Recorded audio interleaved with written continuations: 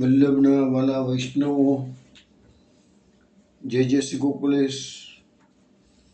વૈષ્ણવો સત્સંગમાં ગઈકાલે આપણે પ્રભાસમાં ભગવાન શ્રી કૃષ્ણનું સુધામગમન શ્રવણ કર્યું. તે પછી જુનાગઢ તથા મૂળ ગોમતીની બેઠક ચરિત્ર પણ આપણે શ્રવણ કર્યા. હવે આપણે સૌંદર્ય પદ્મનું ગાન શ્રવણ કરીશું. સૌંદર્યમ નિજરદગતમ પ્રકટિતમ સ્ત્રીગૂઢભાવાત્મકમ રૂપમ ચ પુનસ્તદંતર્ગતમ પ્રાવિવિશદ સ્વપ્રિયે संश्लिष्टा भुवयोर्बभौ रसमयः कृष्णो हि तत्साक्षिकम् रूपं तत्त्रितयात्मकं परमभिधेयं सदा वल्लभम् ધ્યેયં સદા વલ્લભમ. વૈષ્ણવ, ગઈકાલે સત્સંગમાં આપણે જુનાગઢમાં અશ્વત્થામા શ્રી મહાપ્રભુજીની ભાગવત કથા શ્રવણ કરવા માટે નિત્ય પધારતા તથા મૂળ ગોમતી બેઠક ચરિત્રમાં આપણે શ્રવણ કર્યું કે નિજધામમાંથી ગોપતિજી ભૂતર પધારે છે. હવે આપણે કીર્તન શ્રવણ કરીશું. તેના શબ્દો છે: સબ મિલી ગાવો ગીત બધાઈ. ગાવો ગીત બધાઈ સબ મિલે. ગાવો ગીત બધાઈ. ગાવો ગીત બધાઈ સબ મિલે. ગાવો ગીત બધાઈ.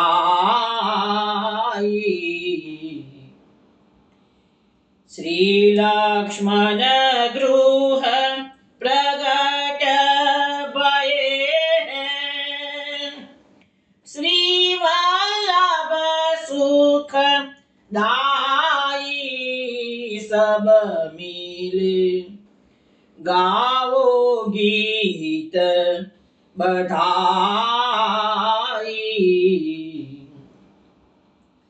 ઉગરે ભાગ્ય સકલ ભક્તન કે પુષ્ટિ ભક્તિ પ્રકટાઈ.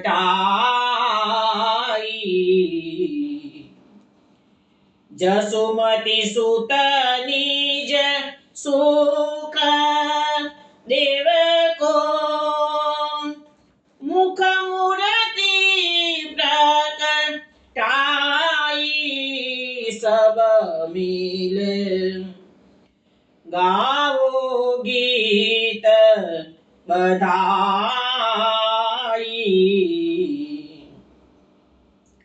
અતિ સુંદર વિદુ વદન વિલોકત સકલ શોક બીન સાઈ.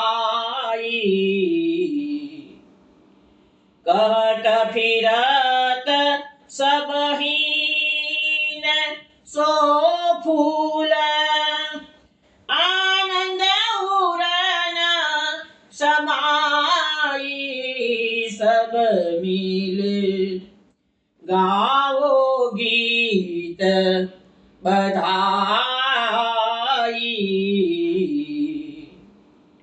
શ્રી ભાગવત અર્થ પ્રકટ કરન કો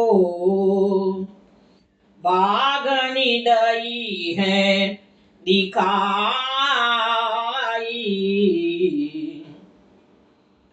भई न कबहू वेना ऐसी जैसी अबानी जी पाई सब मिल गावो गीत बधाई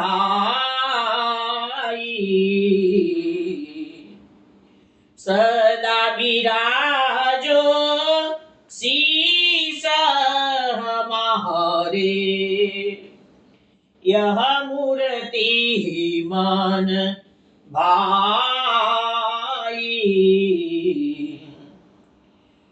चरण रेणु सेवक को सेवक दासन सिक बाली जाई सब मिल गावो गीत बधाई गावो गीत बधाई सब मिले गावो गीत बधाई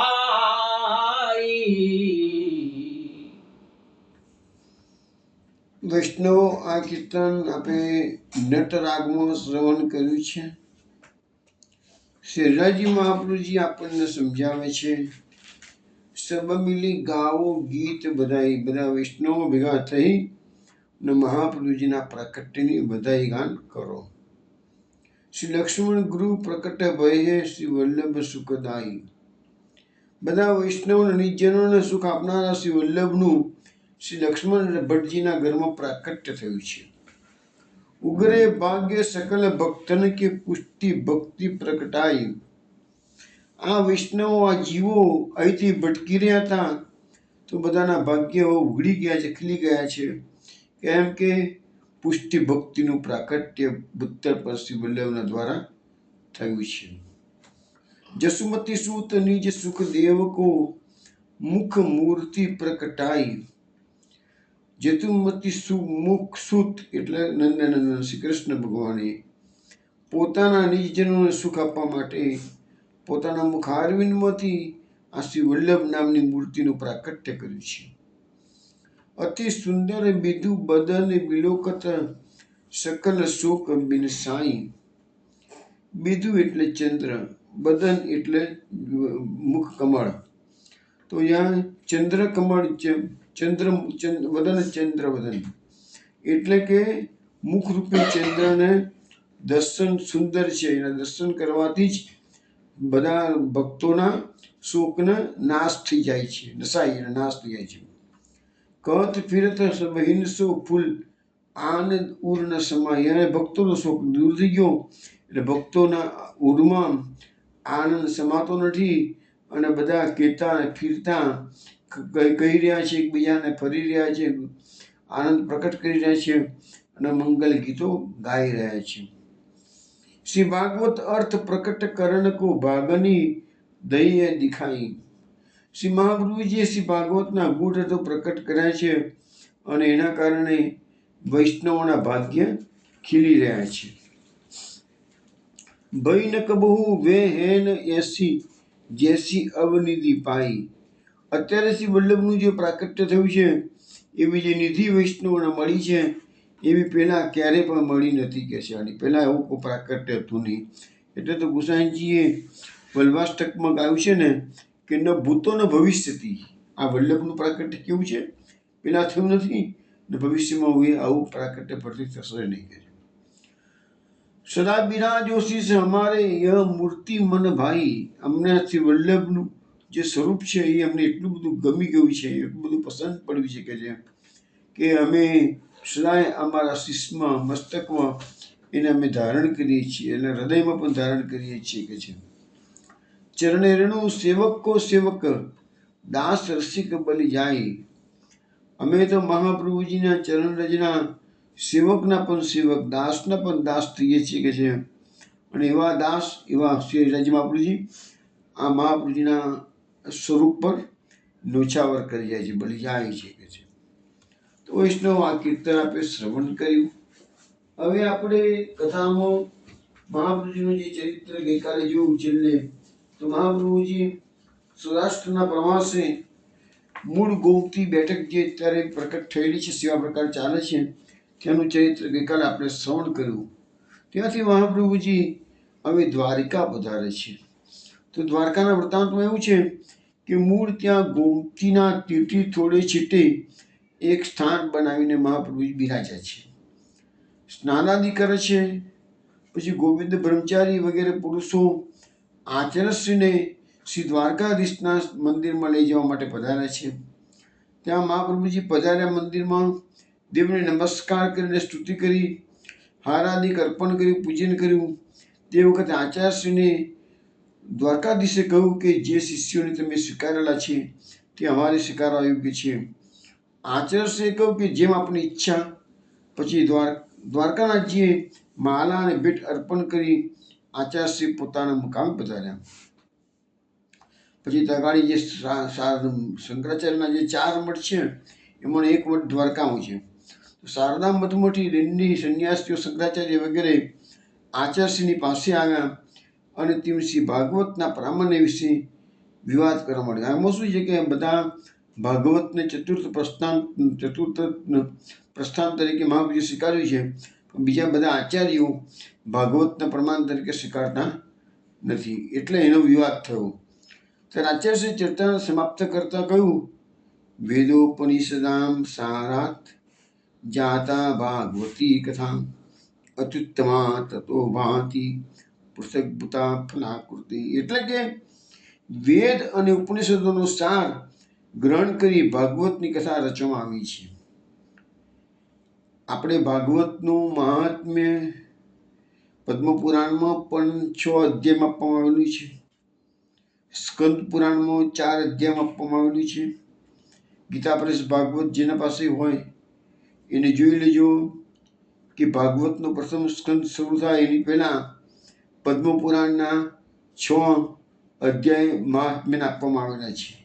એમાં ગોકર્ણ ધંતુકારની જે કથા આવે છે આત્મદેવ બ્રાહ્મણની, એ ભાગવતની કથા નથી, એ ભાગવત મહાત્મ્ય પદ્મપુરાણની કથા છે. બધા કથાકારો ભાગવતની કથામાં આ આખ્યાન સ્ટાર્ટિંગમાં કહે છે એટલે બધા એવું માની બેસે છે આ ભાગવત નથી, ભાગવત મહાત્મ્ય છે અને પદ્મપુરાણ અંતર્ગત છે. અને બીજા ભાગમાં જે છેલ્લે 4 અધ્યાય આપવામાં આવેલા છે એ સ્કંદ પુરાણ આપવામાં આવેલા. એટલે એવી રીતે ભાગવતના 335 અધ્યાય પણ 10 અધ્યાય ટોટલી મહાત્મ્યના છે. એમ કે 345 અધ્યાય આમ તો જોવા જઈએ તો જે લોકો પાઠ કરતા હોય એને 345 અધ્યાયનો પાઠ કરવો જોઈએ. હવે એ જે પદ્મપુરાણમાં ભાગવત મહાત્મ્ય સ્ટાર્ટિંગમાં જે આપવામાં આવેલું છે એનો સાર એટલો જ છે કે વેદો ઉપનિષદો એ અત્યારે કડીકાળની અંદર આપણને પચી શકે એમ છે અને આપણી સમજણ શક્તિની બહાર છે. એટલે એનું જે સાર છે એ ગીતામાં આપવામાં આવેલું છે અને ગીતાનું જે ભાષ્ય છે એ જ આ શ્રીમદ ભાગવત. અને શ્રીમદ ભાગવત એ મહાપ્રભુજી આ પ્રથમ આચાર્ય થયા કે શ્રીમદ ભાગવતને પ્રમાણ તરીકે સ્વીકાર્યું છે. બીજા બધાએ 3 પ્રસ્થાન ત્રય છે, આપણામાં 4 પ્રસ્થાન છે. તો અહીંયા પદ્મપુરાણમાં સમજાવવામાં આવેલું છે જેવી રીતે અગ્નિને પ્રગટાવવો હોય તો ઘીની જરૂર પડે છે. એ ઘી શેમાંથી બને છે? દૂધમાંથી બને છે.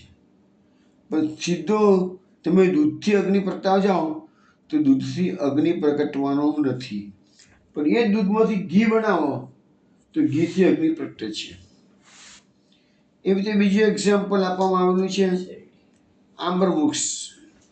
આંબો છે, તમે એની ડાળખી, એના પાંદડા, એની શાખા ગમે તેવો ટેસ્ટ કરશો તો કશો રસ નહીં આવે, પણ ખાલી એના પરનું જે ફળ છે, કેરી છે, એમાંથી તમને રસ મળવાનો છે. કેરી જ છે પણ આંબરા વૃક્ષનું છે. એવું ત્રીજું એક્ઝામ્પલ આપવામાં આવ્યું છે. મીઠાઈ બનાવવા માટે ખાંડની જરૂર પડે, ગોળની જરૂર પડે, પણ એ ગોળ અને ખોળ શેમાંથી બને છે? શેરડીમાંથી બને છે.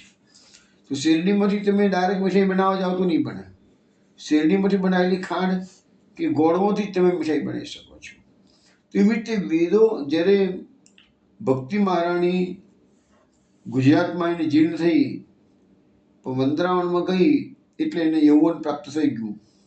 પણ એના બે પુત્રો હતા જ્ઞાન અને વૈરાગ્ય, એ વૃદ્ધના વૃદ્ધ રહ્યા. નારદજી જઈને એમને વેદોના પાઠ શ્રવણ કરાયા તો એની મૂર્છામાંથી જાગૃત થયા નહીં. ગીતાનો પાઠ કરાયો તો આળસ મળીને બેઠા થયા અને પાછા સૂઈ ગયા. એટલે સમજણ ના પડી કે વેદો અને ગીતાથી પણ જેની મૂર્છા દૂર થતી નથી એવા બે પુત્રો જ્ઞાન અને વૈરાગ્ય જાગૃત થાય કેવી રીતે? તાના છેવટે નારદજી બદ્રિકાશ્રમમાં જાય છે અને સનત કુમારોએ કીધું તમે ભાગવતનો પારાયણ કરો તો જ્ઞાન અને વૈરાગ્ય જાગૃત થશે. તો એ બધી કથા પદ્મપુરાણમાં ડિટેલ્સમાં આપેલી છે.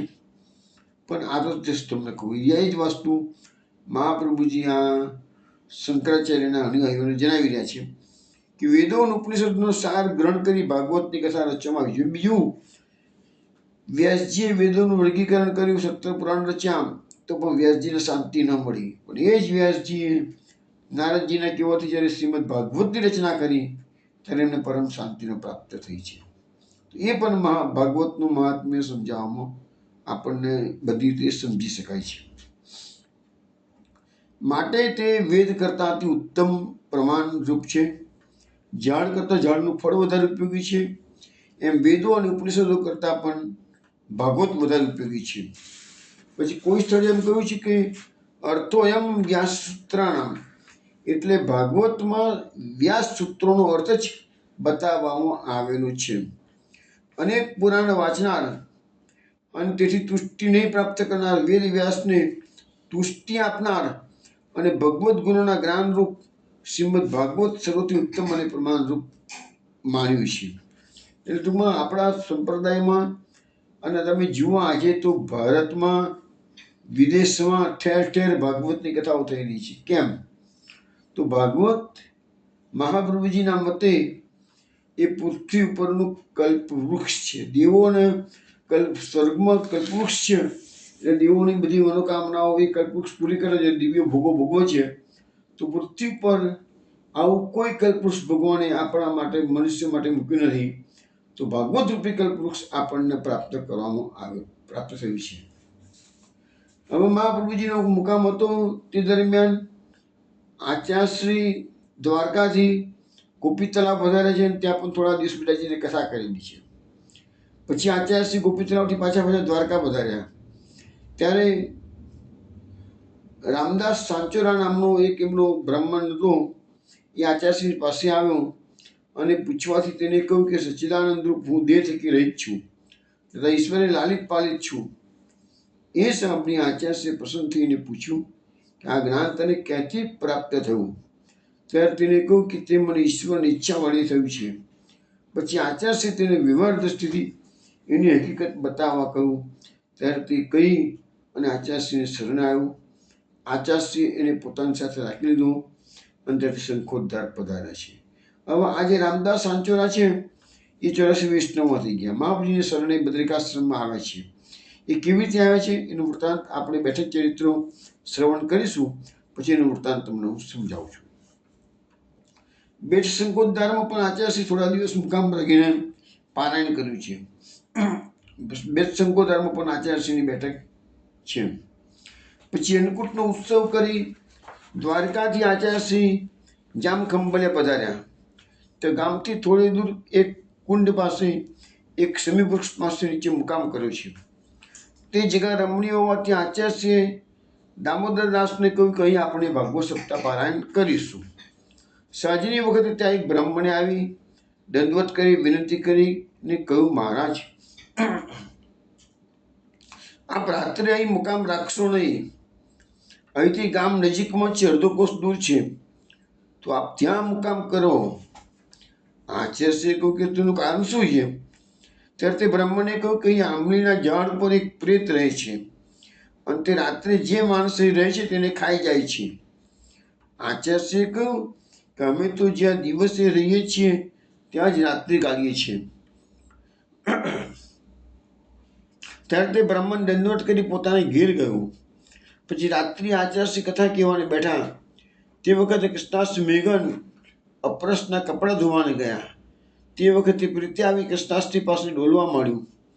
ત્યારે કૃષ્ણાષ્ટમી કહ્યું કે તું કેમ ડોલે છે? ત્યારે આવવું હોય તો આવ, હું ઊભો છું. ત્યારથી પ્રીતિ કહ્યું કે ભાઈ તમે તો મહાપુરુષ છો, મારા પર કૃપા કરો તો મારો અપ્રિય યોનિમાંથી ઉદ્ધાર થાય, હું ઘણું દુઃખ પામું છું. પછી કૃષ્ણદાસજી અપરસ ધોઈ રહ્યા. પછી આચાર્યશ્રી પાસે આવીને કહ્યું પેલો પ્રેત આવ્યો છે અને કહે છે કે મારા પર કૃપા કરો. તે આચાર્યશ્રીએ કૃષ્ણાસ મેઘનને કહ્યું કે પ્રભુના ચરણોદકનું જળ લઈ એના પર છોંટો, તેથી એનો પ્રેત હૃદય છૂટી જશે. ત્યારે કૃષ્ણદાસે ચરણોદક તે પ્રેત પર છોટ્યું. તે વખતે તે પ્રેતનો દેહ છૂટી દિવ્ય સ્વરૂપ ધારણ કરી વિમાનમાં બેસી વૈકુંઠમાં ગયો. તેથી ભગવદીઓ ગાય છે કે ચરણોદક લેત પ્રેતકુ તત્ક્ષણ મુક્તિ ભયો. તો મહાપ્રભુજીએ આપણે એક વાત થઈ એ પ્રમાણે મહાપ્રભુજી ખાલી દેવી જીવન ઉદ્ધાર કર્યો છે એવું નહીં. આપણે ભલે બોલીએ દેવોદ્ધાર પ્રેતાત્મા, મહાપ્રભુજી તો પ્રેતોનો, તામસીઓનીઓમાંથી, અજગરનો, કીડીઓનો, કેટલાય જીવોનો ઉદ્ધાર કર્યો છે. આપણે જેમ જેમ ચરિત્ર વાંચીએ છીએ એમ આપણને ખબર પડે છે કે મહાપ્રભુજીની કૃપા શું નથી કરતી. એટલા માટે તો દયારામભાઈએ કહ્યું છે કે શ્રી વલ્લભ શરણ થકી સૌ પડે છે સહેલું. આ કડીકાળ કરાળ કડીકાળમાં આપણે વૈષ્ણવ જન્મ્યા છીએ, શ્રી વલ્લભનું શરણું સ્વીકાર્યું છે, એ આપણું મહાભાગ્ય છે. શ્રી વલ્લભ વલ્લભ મુખી કહીએ અને ભવસાગર તરી જઈએ તો કમસે કમ આવી પ્રિય યોનિઓ જેવી યોનિઓ તો ન જ આવે. મહાપુરુષની કૃપા શું નથી કરતી. પ્રિય યોનિ તો ના આવે આવવાની એ તો સમજ્યા, પરંતુ આ જીવનો ઉદ્ધાર કરવાનું સામર્થ્ય વલ્લભના નામ માત્રમાં છે. વલ્લભના કયા પ્રમાણે ચાલો તો ઉદ્ધાર નિશ્ચિત છે. પછી વલ્લભ વલ્લભ મુક્તિ કહીએ ને ભવસાગર તરી જઈએ એવું ભગવદીએ ગાયું છે, તો કોઈ એમને નથી ગાયું. હવે વૈષ્ણવ આપણે જ્યાં વૃત્તાંત અત્યારે તમે શ્રવણ કર્યું 4 બેઠકોની વાત આવી છે.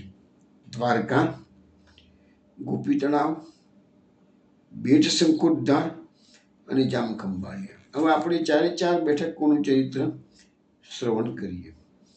જામખંભાળિયાની વાત તમને નીકળી એટલે કહું કે જામખંભાળિયાના એક પરમ ભગવદીય વૈષ્ણવ અમરસિંહ બાપા કાયમ માટે વ્રજવાસ કરતા 35 વર્ષ વ્રજવાસ કર્યો. 15 વર્ષ ગોકુલમાં અને 20 વર્ષ કમોદવનની બેઠકમાં. છેલ્લા દિવસોમાં એટલે છેલ્લા 5 વર્ષ એમના હતા, કદાચ 5 વર્ષ કરતાં વધારે સમય હશે, મારો એમની સાથે સંપર્ક થયો અને રેગ્યુલરલી પત્ર વ્યવહાર ચાલતો હતો. બાપા વર્ષમાં 10 મહિના કે 11 મહિના વ્રજમાં રહેતા. ખાલી એક હોળી ધૂળેટી પર બહુ ઠંડી પડે 1 મહિના માટે જ જામખંભાળિયા દીકરાના ઘેર આવી જતા હતા. હું જામખંભાળિયામાં એમના દીકરાના ઘેરે બાપાને મળવા માટે એક વખત ફોન આવ્યો, મેસેજ આવ્યો, પત્ર આવ્યો કે તમે હું જામખંભાળિયા આવ્યો છું, મને મળી જજો. તો અમારા એક પરમ મિત્ર પરમભાઈ પરમાનંદ દાસને પરમાનંદભાઈને લઈને ગયો હતો અને બંને બાપાના ઘરે આખો દિવસ રોકાયા હતા. તો જામખંભાળિયા બીજું મહત્વ એ છે કે હરસાણીજીની બેઠક બહુ ઓછી છે ભારતભરમાં, તો એવી એક બેઠક અહીંયા જામખંભાળિયામાં દામોદર હરસાણીની બેઠક પણ છે. હવે આપણે બેઠક ચરિત્રો દ્વારકાનું બધા જેવા. દ્વારકાનું બીજું ખાસ મહત્વ એ છે કે આપણું જે સપ્ત મોક્ષદાયની પુરી કહીએ છીએ એમાંની એક દ્વારિકા છે. અને આ દ્વારકા એમાં ગોમતી અને સાગરનો સંગમ છે, એના કિનારે દ્વારકા આવેલું છે. તો આ દ્વારકા લીલા મથુરા વ્રજ લીલા 11 વર્ષની, 14 વર્ષની મથુરા લીલા અને 100 વર્ષની દ્વારિકા લીલા. પણ આપણે ગઈકાલે જોયું પ્રભાસમાં કે દ્વારકા ભગવાને નિર્માણ પણ કરી રાતોરાત અને ડુબાડી પણ દીધી. એ ભગવાનનું ઐશ્વર્ય કહો તો ઐશ્વર્ય જે ગણો એ, પણ ભગવાનની આ બધી લાક્ષણિકતાઓ છે. દ્વારકામાં અનેક વૈષ્ણવો મહાપ્રભુજીની શરણે આવેલા છે. એ બધી વાતો આપણે કરીશું. દ્વારકાનું બીજું મહત્વ છે કે આપણા ભારતમાં 4 દિશાઓમાં 4 નાથ છે. પૂર્વમાં જગન્નાથ, પશ્ચિમમાં દ્વારકાનાથ, ઉત્તરમાં બદ્રીનાથ અને દક્ષિણની અંદર રામેશ્વર કોઈ કહે છે, કોઈ કહે છે કે રંગનાથ. ખરેખર તો રંગનાથ જ આવે છે, પણ ઘણા ખરા લોકો રામેશ્વરને પણ બતાવે છે. તો આવી રીતે 4 દિશાના 4 નાથ અને વચ્ચે આપણા શ્રીનાથજી ગોવર્ધનનાથ એ મધ્યમાં આવેલા છે. એવી રીતે પંચનાથ કહેવાય છે. તો ભારતની 4 દિશામાં 4 મુખ્ય તીર્થ સ્થાનોમાં પશ્ચિમ દિશામાં ઓખા મંડળમાં આ દ્વારકા મહાન તીર્થ કહેવાય છે. ગોમતી નદીના કિનારે છે. ગોમતી નદી સમુદ્રને મળતી હોવાથી નદીનું જળ ખારું છે. ગોમતી નદીનું જળ ખારું છે. આપણે નૈમિષારણ્યમાં જશો તો પણ ત્યાં આગળ ગોમતી નદી તમને જોવા મળે. ગોમતી નદી બહુ ખાસ જોવા નથી મળતી, પણ નૈમિષારણ્યમાં પણ છે અને દ્વારકામાં પણ છે. નદીના કિનારે ગોમતી રોડ નામના રસ્તા પર હરિકુંડ આવેલું છે અને ત્યાંથી મહાબુદ્ધિના બેઠકજી બિરાજે છે. એટલે તમે દ્વારકામાં જાઓ, હરિકુંડનું એડ્રેસ પૂછો તો કોઈ પણ મહાબુદ્ધિની બેઠક તમને બતાવી દે. દ્વારકામાં શ્રી દ્વારકાધીશજીનું અતિ પ્રાચીન મંદિર પણ આવેલું છે અને સાથે સાથે ગુસાઈજીના બેઠકજી પણ બિરાજે છે.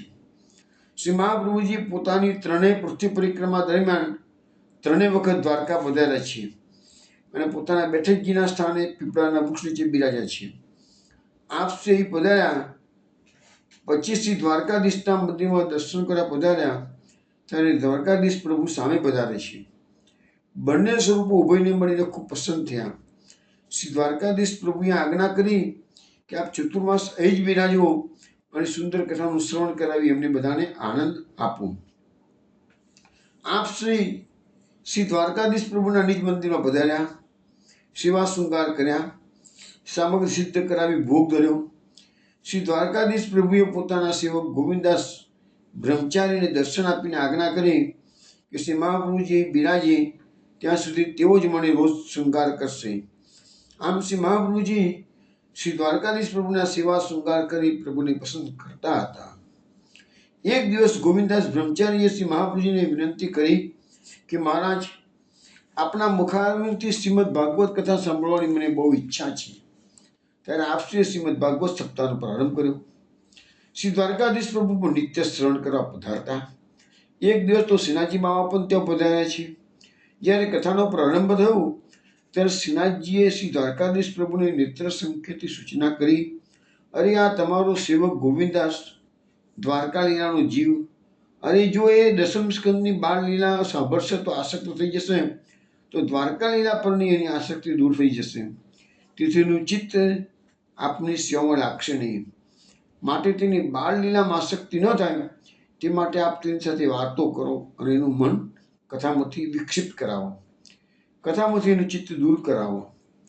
શ્રીનાથજીની આજ્ઞાથી શ્રી દ્વારકાધીશજી ગોવિંદાસ બ્રહ્મચારી સાથે વાતો કરવા લાગ્યા. ગોવિંદાસના ચિત્તનો કથામાં વિક્ષેપ થયો, તેથી શ્રી મહાપ્રભુજીને તેના પર અપસન્ન થઈ કથા બંધ કરી દીધી. આના કારણે કથા શ્રવણ કરતા બીજા સેવકોને પણ આપ શ્રીનું વચનામૃત મળતું બંધ થઈ ગયું. તેથી ખેદ પામીને વૈષ્ણવોએ જ્યાં સુધી કથા શ્રવણ નહીં થાય ત્યાં સુધી ભોજન નહીં કરવાનો નિર્ણય કર્યો. શ્રી દ્વારકાધીશજીએ શ્રી મહાપ્રભુજીને કહ્યું કે આપે બીજાઓનું કથા શ્રવણ કેમ બંધ કર્યું? એમાં એમનો કોઈ અપરાધ નથી. શ્રીનાથજીની આજ્ઞાથી જ મેં ગોવિંદાસને અન્ય વાર્તામાં રોકી દીધેલું. કથામાંથી તેનું ધ્યાન મેં દૂર કર્યું હતું. તેમાં ગોવિંદાસનો પણ કોઈ વાંક નથી.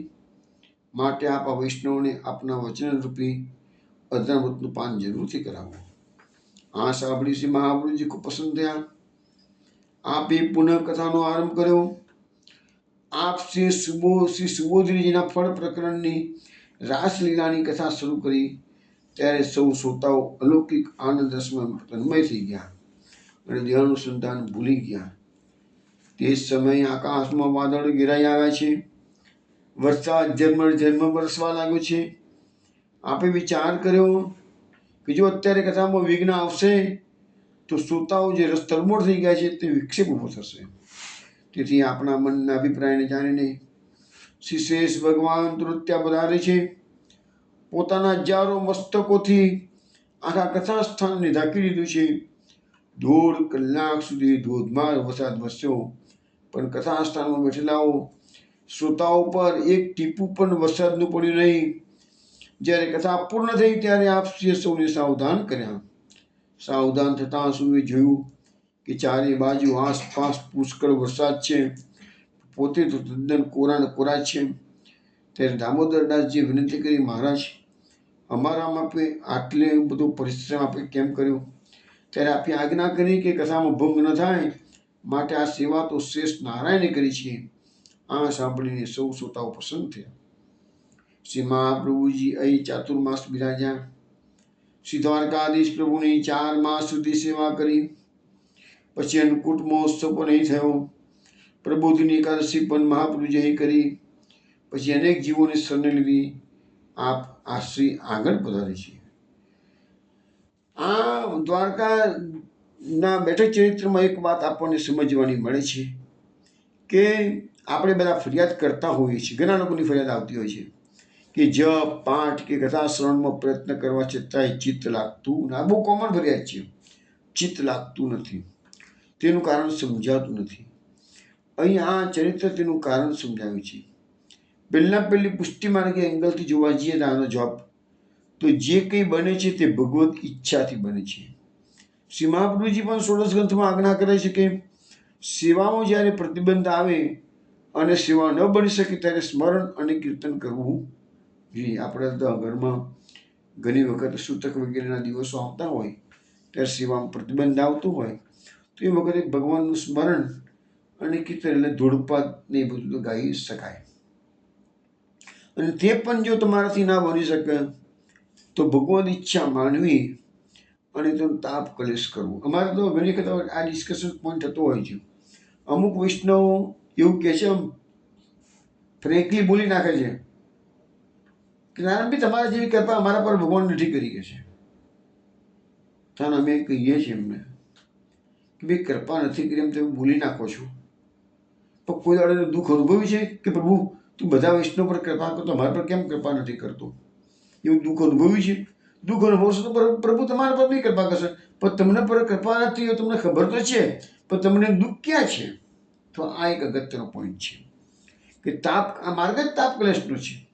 પ્રભુની પ્રાપ્તિ થતી નથી તો મનમાં એનો કલેશ થવો જોઈએ, તાપ થવો જોઈએ, દુઃખ થવું જોઈએ.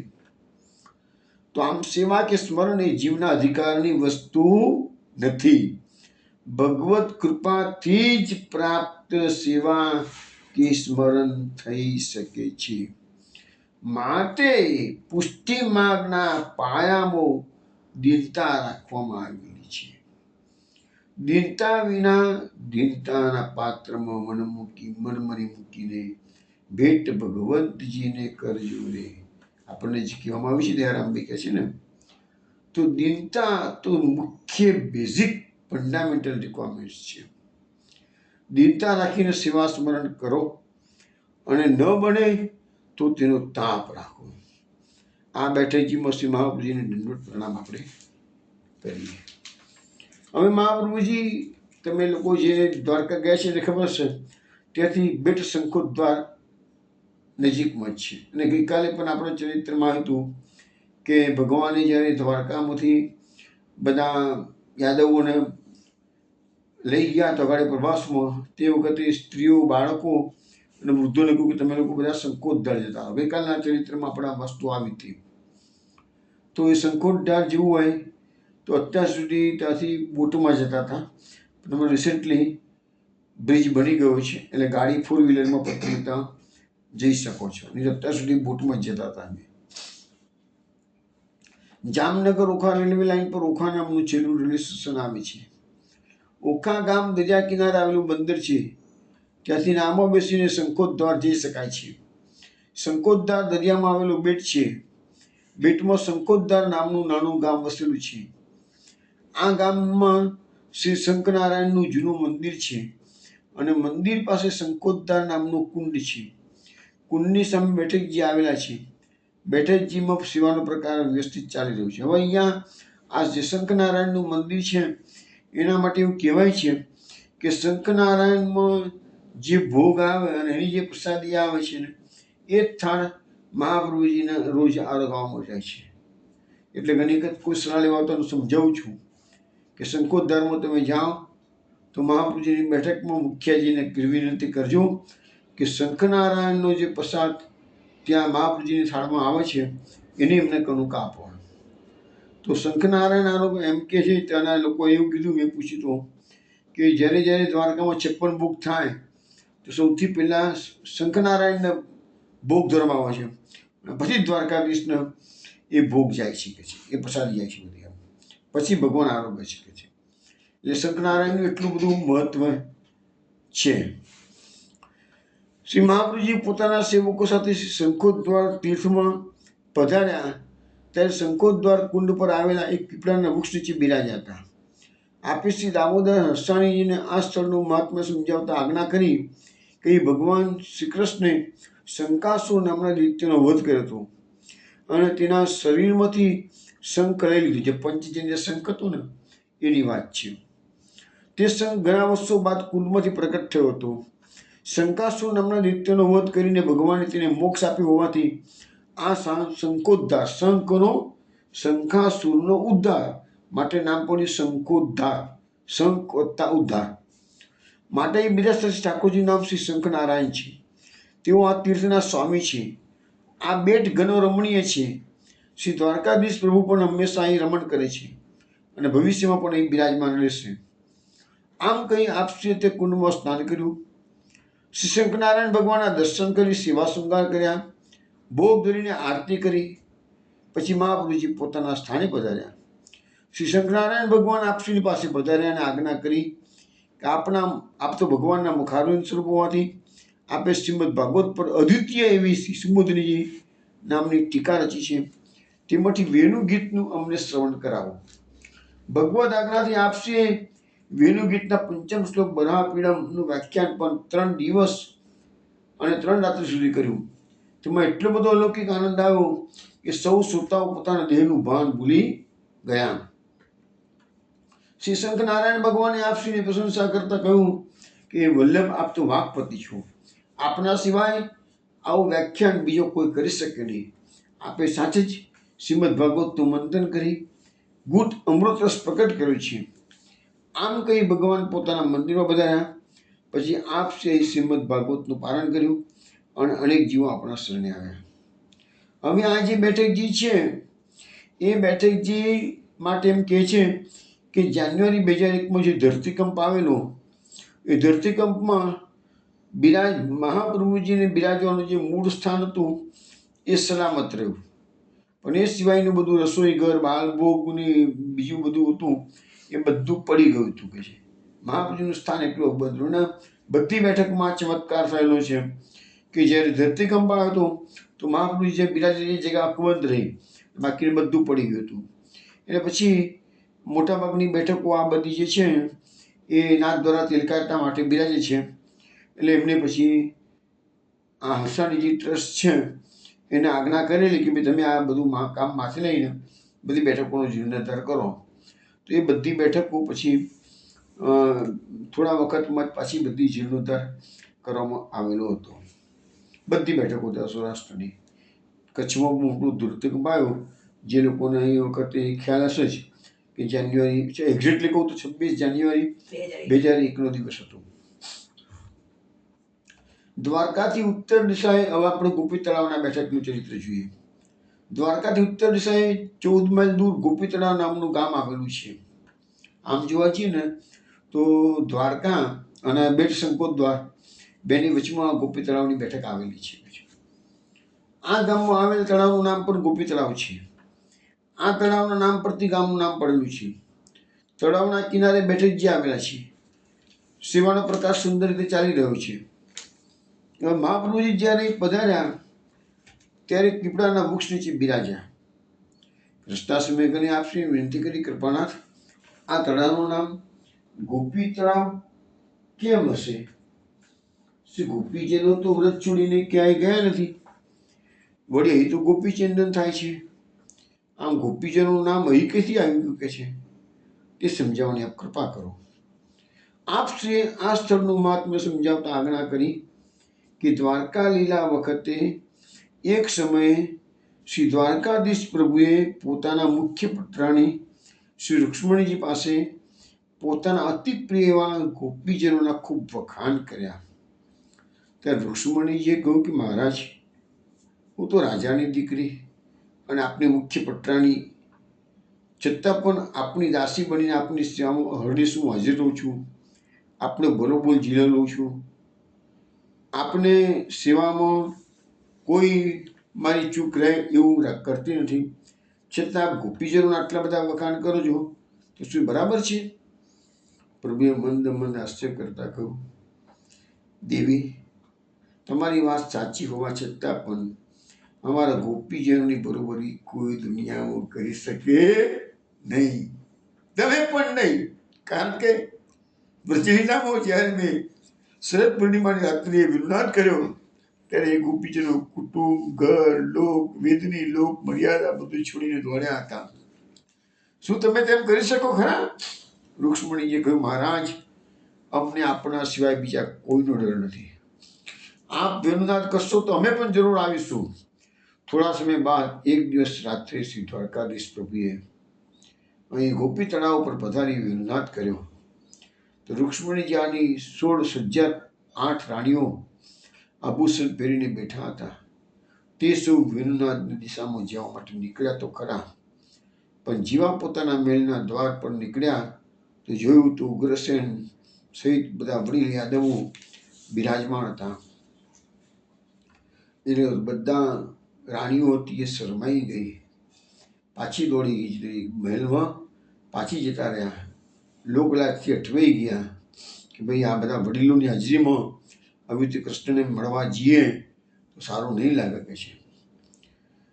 પણ આ વેણુનાદ હજારો માઇલ દૂર રહેલા ગોપીજનોના કર્મના પટમાં વિરલાવ્યો. હવે જો ક્યાં દ્વારકા અને ક્યાં આપણું મથુરા મંડળ, વ્રજ મંડળ. પણ ત્યાં પણ વેણુનાદની અસરો તો ગાડી પણ થઈ. અને ગોપીજન કહે દૂધ ભરાઈ જાય તો ગોપી દોડી જાય, રે રાસ ખેલવા, એના જેવું થયું આજે પણ ફરતી. ગોપીજનોના યુથોના યુથ જેવા વેણુનાદનું શ્રવણ થયું કે પોતાનું સર્વસ્વ છોડીને દોડવા લાગ્યા. અને ભગવદ ઈચ્છાથી તેમને સ્થળ કાળનું બંધન નડ્યું નહીં અને તેઓ પ્રભુની સન્મુખ આવી પહોંચ્યા. પ્રભુએ આ સ્થળે સૌ ગોપીજનો સાથે રાસ કર્યો છે, માટે આ સ્થળનું નામ પડ્યું ગોપી તળાવ અને અહીંની રજ ગોપીચંદન કહેવાય છે. તો પછી રૂક્ષ્મણીને જ્યારે ભગવાન મળ્યા અને કહ્યું રૂક્ષ્મણીને, બોલો દેવી, તમને લોકલાજ મર્યાદા નડી ને? અને અમારા ગોપીજનોને સુતી બીવી મૃગ્યામાં શબ્દો વાપરેલા છે કે છે સ્વજનમ આર્ય પ્રથમ ચહિત્વા, સુતી બીવી મૃગ્યામ એટલે પોતાનો જે આર્ય પંથ છે એ બધાનો લોકલાજ મર્યાદાનો પણ ત્યાગ કર્યો છે. પરમાનંદ વેદ સાગર કી મર્યાદા ગઈ તૂટ, એવું પરમાનંદ દાસજીએ એક કીર્તનમાં ગાયેલું છે. તો આ પુષ્ટિ માર્ગ છે ને એ લૌકિક વૈદિકથી પરનો માર્ગ છે. પણ આપણે બધાને લૌકિક વૈદિકની એટલી બધી ચિંતા થાય છે કે એની આપણે પરલોકની ચિંતા કરતા જ નથી. લૌકિક વૈદિકમાં જ ફસાયેલા રહીએ છીએ આપણે. શ્રી મહાપુજીના મુખારવિંદથી આ અદ્ભુત લીલા પ્રસંગ શ્રવણ કર્યું. સેવકોને ખૂબ આનંદ થયો. કૃષ્ણાસ મેઘને વિનંતી કરી, મહારાજ, કૃપા કરીને અમને પણ આ લીલાના દર્શન કરાવો. ત્યારે શ્રી મહાપુજીની કૃપાથી સૌની દિવ્ય દ્રષ્ટિ પ્રાપ્ત થઈ અને ત્યાં અનેક ગોપીજનો સાથે રાસક્રીડા કરતા પ્રભુના અલૌકિક દર્શન સૌને થયા. હૃદયમાં અલૌકિક આનંદ ભરાતા દેહની શુદ્ધ બુદ્ધ રહે નહીં. થોડા સમય પછી આપશ્રીએ સૌને સાવધાન કર્યા. પછી આપશ્રીએ શ્રીમદ ભાગવત પારાયણ કર્યું. ત્યાં અનેક જીવો આપશ્રીના શરણે આવ્યા. તો આ જે બેઠક જે છે ને એ પણ ભૂકંપ વખતે મહાપ્રભુજીના સ્થાન સિવાયનું બધું જ ક્ષતિગ્રસ્ત થઈ ગયું હતું. પણ પછી બધું પાછું નવેસરથી તૈયાર કરવામાં આવેલું છે. વૈષ્ણવ હવે આ 3 બેઠક ચરિત્ર વાંચ્યા છે, તમે શ્રવણ કર્યા છે. હવે જામ ખબર બેઠક ચરિત્ર પછી લઈશું. પહેલાં આપણે એક રસિયા ગાન શ્રવણ કરીએ. ખેલીને જાય હોરી ખેલીને જાય, નૈનન મીપી પિચકારી દઈ મોહે ગારી દઈ હોરી ખેલી ન જાય ખેલી ન જાય હોરી ખેલી ન જાય ખેલી ન જાય હોરી ખેલી ન જાય નૈનન में મોહે ગારી દઈ પિચકારી દઈ હોરી ખેલી ન જાય હોરી ખેલી ન જાય क्यों रे लंगर लंगराय मुसोकीनी केसर की चकपोलन दीनी लिए गुलाल हाँ लिए गुलाल ठाड़ो मृदु मुस्काय होरी खेली न जाय खेली न जाय मोए होरी खेली न जाय नैनन में मोहे गारी दई पिचकारी दई होरी खेली न जाय होरी खेली न जाय उचक कुचन कुम कुम मारे रंग सुरंग शीस डारे यह ऊदम सुन सास रिसाय मेरी ननदी रिसाय होरी खेली न जाय होरी खेली न जाय खेली न जाय होरी खेली न जाय नैनन में मोहे गारी दई पिचकारी दई होरी खेली न जाय होरी खेली न जाय नेक ने कान कहे काहू की आंख बचावे भैया बलदाऊ की अंगली पट हंस हा खाए हंस हा खाए होरी खेली न जाय होरी खेली न जाय खेली न जाय होरी खेली न जाय नैनन में मोहे गारी दई पिचकारी दई होरी खेली न जाय होरी खेली न जाय होरी के दीनन मोसो दूनो अटके शालिग्राम कौन याही हटके पनगटते गरलो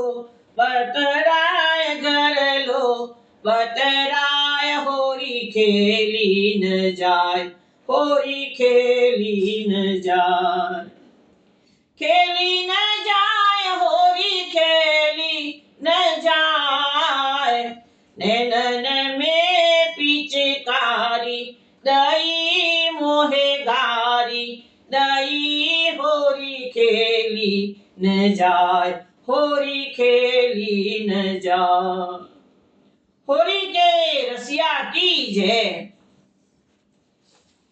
વૈષ્ણવ હવે આપણે જામ કંબાળિયાનું બેઠક ચરિત્ર શ્રવણ કરીએ. આ જામ કંબાળિયા જે છે ને એ જામનગર અને દ્વારકાની વચ્ચે આવેલું છે અને મેં તમને કહું ને એ પ્રમાણે સૌરાષ્ટ્રમાં મહાબળની 14 બેઠકો કુલ આવેલી છે. તો અહીંયા સુંદર ચોકરના વૃક્ષ નીચે શ્રી મહાપ્રભુજી બિરાજે છે. ગામની બહાર છે, અત્યારે તો બધું ગામમાં આવી ગયું છે. એ વખતે મહાપ્રભુજી વખતે ગામની બહાર હતું. સુંદર સેવાનો પ્રકાર આજે પણ ખૂબ ચાલી રહ્યો છે. સુંદર બેઠકજી છે, વિશાળ કેમ્પસ છે એનું. આ મહાપ્રભુજી જ્યારે આ જામ કંબલને ગામે પધાર્યા ત્યારે ગામની બહાર આવેલા કુલ પર ચોકરના વૃક્ષ નીચે બિરાજ્યા અને મેં તમને જે પ્રમાણે થોડી વાર પહેલાં કીધું એ પ્રમાણે પેલા બ્રાહ્મણે આવીને ના પાડી કે યાર રાત રોકાશો નહીં, પ્રેત રહે છે, બધાને ખાઈ જાય છે. મહાપ્રભુજીના સેવકે ચરણોદક છોટ્યું અને એનાથી પ્રેતનો ઉદ્ધાર કર્યો છે. અને એ બધું વાતો આપણે ઓલરેડી થઈ ગઈ છે, એટલે બેઠક ચરિત્રમાં હું ફરીથી રિપીટ નથી કરતો. અને ગોપાલદાસજી વલ્લભાખ્યાનમાં ગાય છે, ચરણ કાંકડી વંદે રાનો રાણ, સરસ થયા જે હુતા પ્રેત પાષાણ, હતિત પતિતનું જુઓ તમે પ્રગટ એધાન, શેષ સહસ્ત્ર મુખ ઉચરે જેના વખાણ. તો આ મહાપ્રભુજીની કૃપાથી હતિત પતિત જીવો છે ને એનો પણ ઉદ્ધાર થઈ જાય છે, પ્રેતોનો પણ ઉદ્ધાર થઈ ગયો છે. મહાપ્રભુજીની કૃપા દ્રષ્ટિ શું નથી કરતી. બીજા દિવસથી આપશે શ્રીમદ ભાગવતનું પારાયણ કર્યું, તેમાં અલૌકિક આનંદ આવ્યો અને અનેક જીવો પ્રેતનો ઉદ્ધાર, આ અલૌકિક ચરિત્ર અહીંયા સાંભળ્યું, પ્રેતનો ઉદ્ધાર થયો. પછી અનેક જીવો શરણે આવે છે અને પછી મહાપ્રભુજી યાત્રામાં આગળ વધારે છે. હવે બેઠા દ્વારકામાં તો ઘણે વૈષ્ણવ શરણે આવે છે, બધી વાતો આપણે એની કરી લઈએ. મહાપ્રભુજીની જે નિજ વાર્તા છે એમાં એવો ઉલ્લેખ છે કે શ્રી મહાપ્રભુજી જ્યારે દ્વારકા પધાર્યા ત્યારે તેના બ્રાહ્મણે કહ્યું કે કૃપાનાથ, અમારા ઠાકોરજી તો મૂળ શાશ્વત કલ્પા ભગવાનના પ્રપુત્ર વજનાભજીએ દ્વારકાધીશની મૂર્તિ પ્રસ્થાપિત કરી હતી તે હતા. થોડા વખત પેલા બેડાના ડાકોરથી આવ્યા અને અમારા દ્વારકાધીશ પ્રભુને રણછોડાઈને લઈ ગયા. ત્યાંથી મંદિર ખાલી છે કે છે, તો તમે કંઈક વ્યવસ્થા કરો કે છે. તો મહાપ્રભુજી કીધું સારું, વિચારીને તમને કહું છું. મહાપ્રભુજી રાત્રે ચિંતાગ્રસ્ત હતા ત્યારે ભગવાન દ્વારકાધીશે પ્રગટ થઈને આજ્ઞા કરી કે તમે વલ્લભ ચિંતા ના કરો. શાશ્વત કલ્પમાં રૂક્ષ્મણીજીને દુર્વાસાના શાપના કારણે શ્રી કૃષ્ણનો 12 વર્ષ વિયોગ થયો હતો. એ 12 વર્ષના વિયોગ વખતે રૂક્ષ્મણીજી શ્રી કૃષ્ણની જે મૂર્તિની સેવા પૂજા કરતા હતા એ સમય જતાં જમીનમાં દટાઈ ગયેલી છે. તો તમે એને જમીનમાંથી પ્રકટ કરો અને એ સેવા પ્રકારમાં એ મૂર્તિને પધરાવી દો કે છે. અને એ મૂર્તિની જોડે જોડે જ તમને દિવ્ય શંખ, માણેકનો કિરીટ અને કટાર, એ 3 વસ્તુ તમને સાથે મળી શકે છે. એ બધું તમે જોડે રાખો. મહાપ્રભુજી બીજે દિવસે પોતાના સેવકોને આજ્ઞા કરી કે ભાઈ આ રીતે સપનું આવ્યું છે અને મૂર્તિને બહાર કાઢીને સેવા પ્રકાર ચાલુ કરવાનો છે. પછી એ જે જગ્યા બતાવવામાં આવી હતી એ જગ્યા પર ખોદકામ કરતા અંદરથી આ બધી વસ્તુઓ નીકળી છે, દિવ્ય વસ્તુઓ, ઠાકોરજીનું સ્વરૂપ, અને એ દ્વારકામાં પધરાયું. પછી બતાવવામાં આવ્યું છે કે જ્યારે વર્ષોથી એનો સેવા પ્રકાર ચાલતો હતો અને પાછો ઔરંગઝેબના જવાબ સમયમાં જ્યારે આ આક્રમણો થવા મળ્યા અને એ દ્વારકાધીશની મૂર્તિને પાછા શિફ્ટિંગ કરી અને બેટ શંખોદ્ધારમાં લઈ ગયામાં હતી. તો એ પ્રકારના બધા પ્રસંગો આ મહાપ્રભુજીની નિજ વાર્તામાં દર્શાવવામાં આવેલા છે. હવે આપણે દ્વારકા લીલામાં મહાપ્રભુજીના કેટલાક સેવકો શરણે આવે છે એનો વૃત્તાંત આજે આપણે શ્રવણ કરીએ. એમાં મુખ્ય નામ આવે છે, પહેલું નામ આવે છે રામદાસ સાંચોરા. હવે એમાં એમ કે છે કે રામદાસ સાંચોરા અને એની પત્ની બંનેનો જન્મ રાજનગરમાં સાંચોરા બ્રાહ્મણના ઘેર થયેલો. રામદાસ 9 વર્ષના થયા અને એમની પત્ની 8 વર્ષની હતી ત્યારે તેમના મા બાપે બંનેના લગ્ન કરાવી દીધા. પરંતુ રામદાસને વૈરાગ્ય દશા બાળપણથી હતી, કોઈથી મોહ હતો નહીં, તેથી કોઈની ચિંતા કરતા નહોતા. માતા પિતાએ ભણાવ્યા ગણા પણ કંઈ ભણ્યા નહીં. એક સમય રામદાસ એ રાજનગરના તળાવ પર જઈને બેઠા છે તો કોઈ તેલી 10-5 ઢોરને લઈને આવ્યો છે, બળદના પાણી પીવડાવ્યું છે અને એમાં એક બળદ પાણી પીતા પીતા ત્યાં તળાવ પર પડીને મરી ગયો. તેથી તે તેલી રડવા લાગ્યો. રામદાસે તેલીને પૂછ્યું કે તું કેમ રડે છે ભાઈ? તો તેલીએ કહ્યું કે મારો બળદ પાણી પીને હમણાં જ મરી ગયો. રામદાસ તો એ વખતે 8-10 વર્ષના બાળક, જાણે નહીં કે મૃત્યુ કોને કહેવાય. તેને તેલીને કહ્યું કે એનું શું થયું છે? એ તો પડ્યો છે, ઉતારો એને ઉઠી જશે. તો તેલીએ કહ્યું હવે શું ઉઠશે, એના પ્રાણ નીકળી ગયા છે. તો રામદાસે કહ્યું કે શું આ બધા બધા આવી રીતે મરી જાય છે ખરા? તો તેલીએ કહ્યું કે હા, આ જ હાલત છે. આ દુનિયામાં જે જન્મ છે બધાને એક દિવસ આગળ કે પાછળ બધાને મરવાનું જ છે કે છે. તો આ સાંભળતા જ રામદાસનો વૈરાગ્ય વધારે પ્રદીપ્ત થયો. કેટલાક દિવસે ત્યાંથી નીકળ્યા અને કેટલાક દિવસ દ્વારકા આવ્યા. શ્રી રણછોડરાયના દર્શન કર્યા. ત્યાં શ્રી આચાર્યજી સુબોધિની કથા કહેતા હતા. રામદાસ ત્યાં કથા સાંભળીને ખૂબ પસંદ થયા. મનમાં થયું કે શ્રી આચાર્યજીની સાથે રહીને કેટલાક દિવસ એમની કથા સાંભળવું, એમનું સેવક થવું તો સારું. પછી આપ કથા કહી રહ્યા ત્યારે રામદાસે દંડવત કરીને વિનંતી કરી, મહારાજ મને શરણેલો પાસે રાખો તો કેટલાક દિવસ આપણા શ્રીમુખથી કથા સાંભળવા મળી. ત્યારે શ્રી આચાર્યજીએ કહ્યું કે તું કોણ છે, ક્યાંથી આવ્યો છે? ત્યારે રામદાસે સઘળી વાત કહી. હું રાજનગરમાં રહું છું, સાચેલા બ્રાહ્મણ છું. તળાવ પર તેલીનો બળદ મરી ગયો હતો, એ જોઈને વૈરાગ આવ્યો, ત્યાંથી ઉઠીને ભાગ્યો. તો કૃપાથી આપણા દર્શન થયા. શ્રી આચાર્યજીએ વિચાર્યું, જીવ તો દૈવી છે, ઉંમર નાની છે, જો એને પાસે ન રાખવું તો સંસારમાં દુસંગ લાગુ પડી શકે છે, ક્યાંક જીવનની પાટી ખરાબ પાટે જતી રહેશે. તો એને કેટલાક દિવસ સાથે રાખી દૈઢ વૈરાગ્ય થાય તેવો પ્રયત્ન કરવો. આવું વિચારી રામદાસને કહ્યું, જાતું નહીં આવ. રામદાસ સ્નાન કરવા ગયા.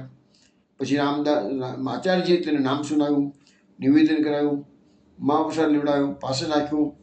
કેટલાક દિવસ રહીને શ્રી આચાર્યજી દ્વારકાથી પૃથ્વી પરિક્રમા કરવા માટે આગળ પધાર્યા. રામદાસ સાથે ચાલે છે, રસોઈની બધી સેવા કરે છે, નાની મોટી સેવા પણ રામદાસ કરે છે. શ્રી આચાર્યજી રામદાસની પરીક્ષા કરવા માટે ક્યારેક વધારે પ્રસાદ આપે, ક્યારેક ઓછો પ્રસાદ આપે, કેટલાક રોટલી આપે, પણ રામદાસ કોઈ ફરિયાદ કરતા નથી. પોતાનું ભાગ્ય માનીને મહાપ્રસાદ લઈ લે છે. મનમાં એવો કોઈ ભાવ પણ લાવતા નથી કે શ્રી આચાર્યજી એવું કેમ કરે છે. શ્રી આચાર્યજી આથી ખૂબ પસંદ થયા. પછી બધી સામગ્રી મૂકવા લાગ્યા. અને માર્ગમાં આ રામદાસની સેવા શું હતી કે મહાપ્રભુજી યાત્રા કરવા માટે આગળ પધારે તો એનાથી આગળ રામદાસ જાય અને રસ્તામાં કોટા આવે, બધા કોટા જટ સાફ કરતા જાય.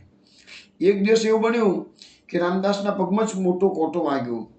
રામદાસે મનમાં વિચાર્યું કે જો મારા પગમાંથી કાંટો કાઢવા બેસીશ તો શ્રી આચાર્યજીને અહીંયા ઉભા રહેવું પડશે મારા કારણે, તો ઠીક નહીં, મારો સેવક ધર્મ લજવાઈ જઈ શકે છે. એ વિચાર્યું તો પોતે એવો કોટાવાળો પગ લઈને આગળ પધારવા લાગ્યા. શ્રી આચાર્યજીના ચરણારવિંદમાં ભોકાય તો મારો ધર્મ જાય એવું વિચારીને પગમાં કોટો વાગ્યો હતો, તો પણ એ આગળ જવા લાગ્યા.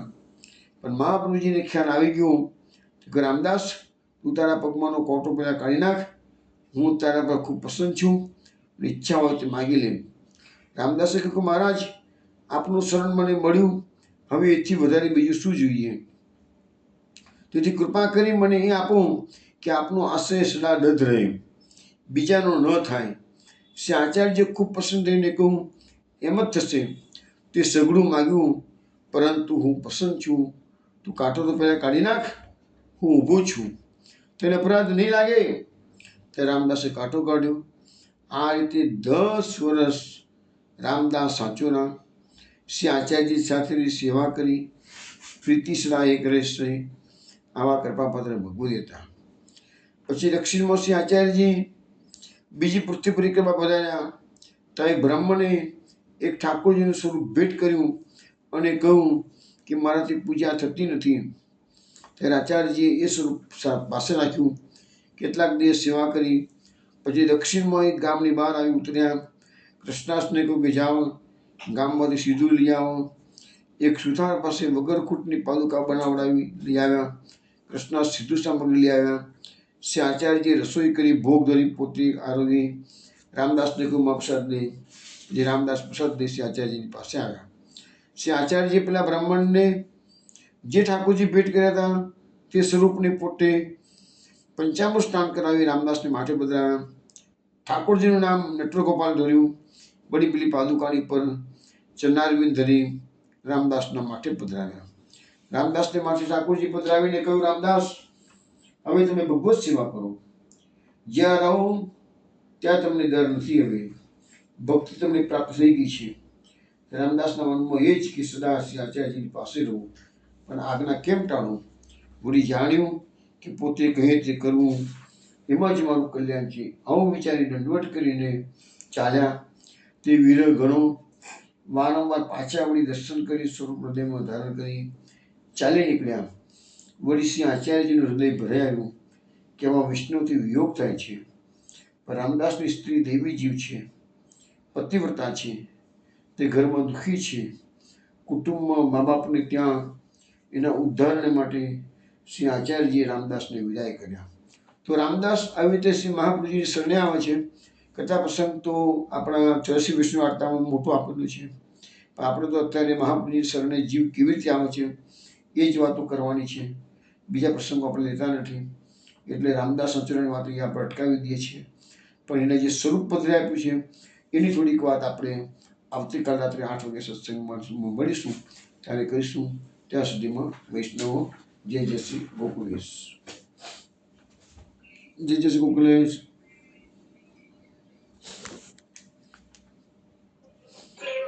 જય જય શ્રી ગોકુલેશ. જય જય શ્રી ગોકુલેશ. જય જય શ્રી ગોકુલેશ.